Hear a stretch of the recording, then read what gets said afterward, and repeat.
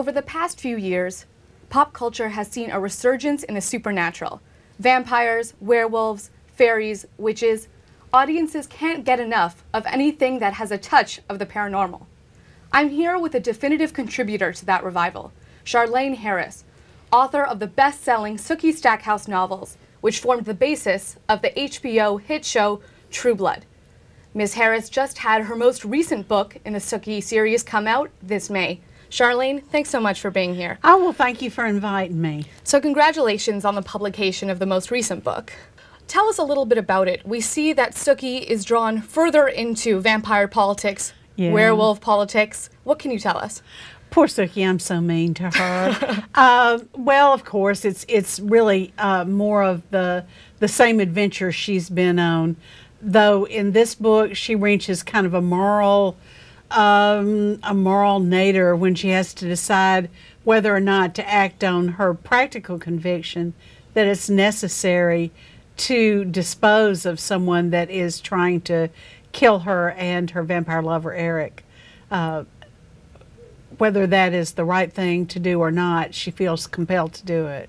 What number book is this? This is 11. This is 11. So there are multiple characters who, Alan Ball simply doesn't have time to put into his. Are there any you wish had made it onto the series, the TV series? Well, yes. But saying that, I don't know what season 4 will bring for Alan. I had always hoped to see Sookie's great-grandfather now on the screen, and we may yet. We may yet. Yeah, the show has been flirting with the fairy world, so we'll see if that comes to pass. Now, especially in the books, the relationship between... so back when I started reading the books, I immediately said, Sookie and Eric need to be together. I have no patience for Bill. And then seeing it on screen, I think a lot of readers have transferred those hopes to the screen, and we haven't really seen a romance bloom between them yet. Are you anxious for the series to catch up to the books in that regard? No, I'm not, because I have no idea what Alan's goal is. I'm sure he has one. He's taking things at a different place. Excuse me. He's taking things at a different pace, and he is introducing some elements earlier than I did. So I'm going to wait and see what he does. He's a great storyteller. He may not be telling the same story I am.